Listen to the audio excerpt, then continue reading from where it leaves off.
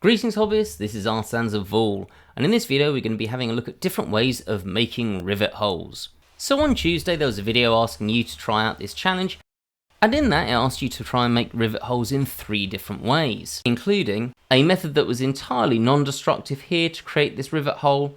Asked you to do the same thing if you've got box cutter, to have a go at doing it with box cutter as quickly as possible, and interestingly this version has been created entirely destructively, so no booleans have occurred in this methodology in the center.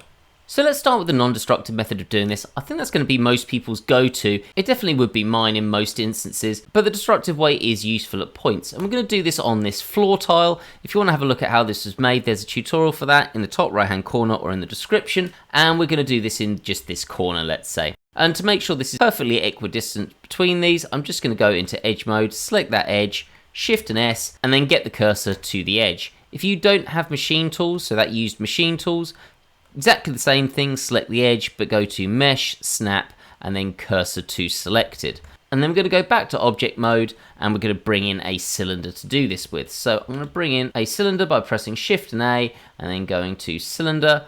Let's up that to 64 so it's nice and smooth, depends on what you're doing, and let's shrink this to an appropriate size. So I'm going to press S, Shift and Z so it doesn't scale on the Z axis, and do somewhere about there.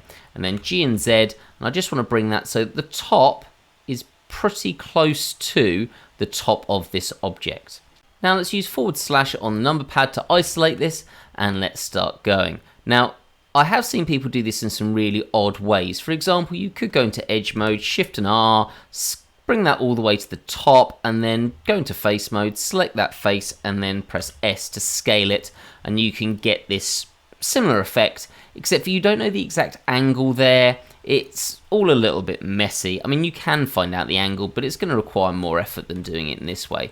So let's not do that. So back to object mode. First thing we're going to do, because what we're actually going to be doing is applying a bevel to this, so we need to press Ctrl and A to apply the scale, and then if we go into edge mode, we go to this edge here, and we're just going to apply a bevel, well in fact a chamfer, so a 1 section bevel. So Ctrl and B, and that's going to be our bevel, and you'll notice that's at exactly 45 degrees, except for it's at the wrong angle. We want this going out.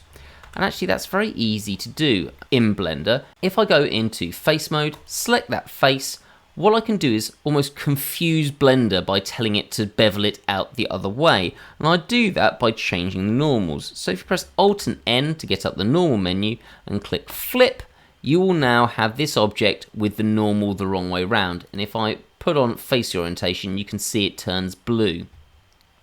I can then go to edge mode here, select all the edges again by Alt and clicking, and then Control and B, and we've now got this bevel going backwards. It turns out on itself, just like that. And what's good about this is Blender seems to know, or Blender's programmers seem to know, that we're going to want to do this in this way, and therefore it keeps these faces the correct orientation, which means that we can still do booleans. Now I'm just going to undo that now that we've set that up, and just press / so we're not in isolation mode, and then I can Shift and Z to see how big we want this. So Control and B, somewhere to about there looks about right. You'll see we've got this perfect 45 degree angle, and then we just need to boolean this out from this object. So we've got 2 ways of doing that, either by doing the add modifier method over here, or if you've got ball tools. If you don't have ball tools, just go to edit, preferences, and then add-ons and type in ball. So click the box on and then save preferences. And what that allows you to do is just click that, shift click the second object, and then Control and minus on the number pad, and then we can just press H to hide it. And we've got our nice looking rivet. So really easy. Now there is another method of doing this in a destructive way. We're going to do this over on the opposite corner, and this time it's going to be using box cutter, which also comes with hard ops if you buy it together. This is a paid for add-on, and if you're into hard surface modeling, it's really worth it. So have a look at this, and effectively we're going to do exactly the same thing that we did destructively over here. It's just going to be a bit quicker to do. So Alt W to start box cutter, and then I'm going to press D. We need to change the cutter to being a circle, and I'm going to up this just so it's like the other one. I'm going to up that to 64 edges, and you can see it changes up here. Some people get confused that it doesn't get highlighted. The change happens up here. And then we're going to come out of that. I'm going to press Control so that I get these dots coming up, as long as you've got the snapping tick there. And I'm just going to start clicking, make that to the size I want, something about there, and then drag it down to the relevant depth. Then I'm going to press Tab so that we freeze this in place and we can start working on it. So first thing we're going to do is press B to bevel. But you'll notice, it's a bit annoying because it's red on red, but the bevel is happening at the bottom here. We don't want that. We want that at the top. And we also need to flip the normals at the top. Now Box Cutter does this one click, so all I need to do is press Shift and F, and it's done it already. And you can still see what you're doing and change around the sizes. So really, really quick and easy with Box Cutter.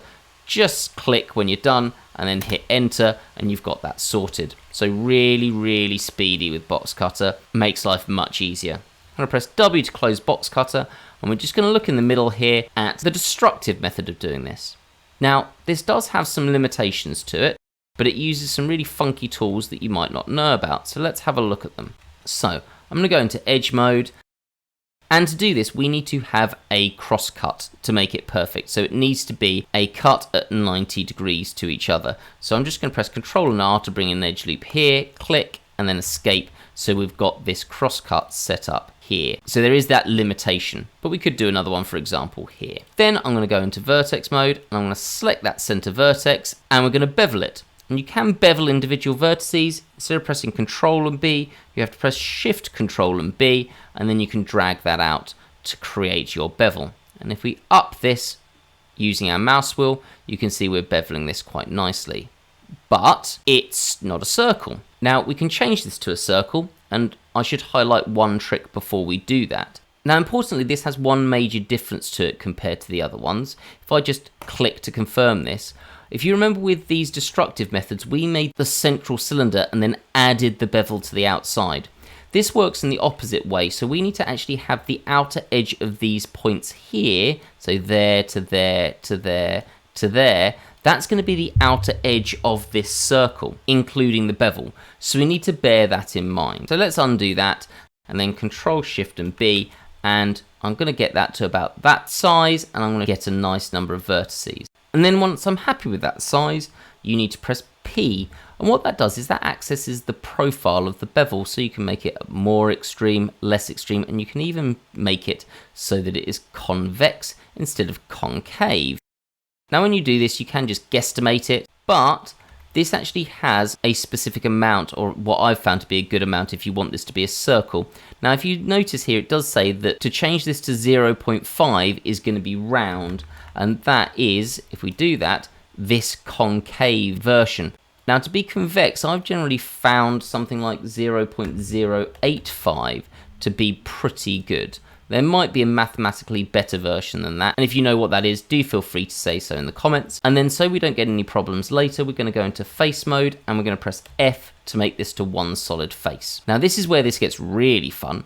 If you press I, I'm sure you're aware that you can inset this. And a lot of people would go, well, I'm going to inset it to there, and then I'm going to G and Z and move that down, and then we can E to extrude it, which we can do, but it's a bit annoying because, well, we can't be sure that this is a 45-degree angle, which was part of that challenge.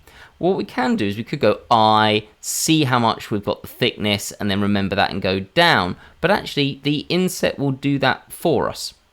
So instead, if we just press I and inset, and then we hold down Control, and you've got to keep it hold down, you can actually change the depth of this using the inset. You don't need to do those extra stages and those extra clicks. And what's great is in the top right hand corner, you can see the amount that you've inset it and the depth. So you can get these to the same. Now I would say doing this by eye is going to be a pain. It's much easier to get it to about the correct size, click, and then you've got the two options here. So at the moment, I'm just going to change that to 0.35 and then minus 0.35. Hit enter, and then that is exactly a 45-degree bevel. And then we can just E to extrude that down. So we can create rivets in a destructive way, and it's just as effective as a non-destructive workflow. And there may be instances where that's quite useful to you to have that done. So a few tricks there for doing that in both destructive and non-destructive methodologies. How did you do? Did you use these same techniques, or did you do something a bit different? Let me know in the comments section. It'd be great to hear what you think of these. Obviously, I think still that the non-destructive method is a little bit superior because it gives you options that you can change later. But what do you think? As always, if you enjoyed this video, please do give it a like. And if you haven't subscribed to the channel already, please do subscribe so you know when new videos come out. Have a great day, guys.